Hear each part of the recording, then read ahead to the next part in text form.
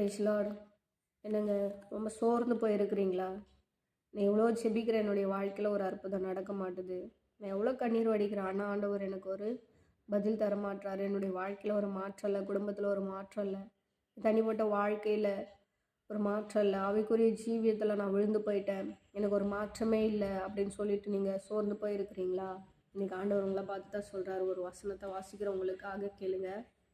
2 நாளாகமத்தின் புஸ்தகம் 15ஆம் அதிகாரம் 7வது வசனத்தில் ஆண்டவர் என்ன சொல்கிறாருன்னா, நீங்களோ உங்கள் கைகளை நெகிழ விடாமல் இடன் கொள்ளுங்கள், உங்கள் கிரியைகளுக்கு பலன் உண்டு என்று ஆண்டவர் என்ன பண்ணுறாரு சொல்கிறாரு. கவனிங்க, ஆண்டவர் என்ன சொல்கிறாருன்னா, நீங்கள் என்ன பண்ணாதீங்க, சோர்ந்து போயிடாதீங்க, நீங்கள் என்ன பண்ணாதீங்க, ப்ரேயரை விட்டுறாதீங்க. நீங்கள் கண்ணீர் வடிக்கிறது ஒருவேளை அது வீணாக போயிடுமோ அப்படின்னு சொல்லிட்டு நீங்கள் யோசிக்கலாம். ஆனால் ஆண்டவர் இன்னைக்கு சொல்கிறாரு, கிடையாது, கண்ணீருக்கு நிச்சயமாக என்ன பண்ணு, ஒரு விடுதலை உண்டு, நீ என்ன பண்ணு, அதை நம்பு அப்படின்னு சொல்லிட்டு ஆண்டவர் என்ன பண்ணுறாரு, அதை சொல்கிறாரு.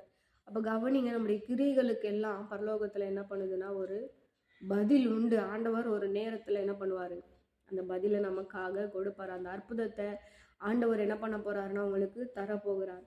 இன்னைக்கு ஒருவேளை இன்னைக்கு ஒரு அற்புதம் நடந்தால் நல்லா இருக்குமே அப்படின்னு சொல்லிட்டு நீங்கள் ஒருவேளை நீங்கள் காத்திருக்கிறீங்கன்னா, ஆண்டவர் இயேசுவின் நாமத்தினால உங்களுக்கு அந்த அற்புதம் நடக்கட்டும் என்று சொல்லி நான் என்ன பண்ணுறேன், உங்களுக்காக ஜெபிக்கிறேன்.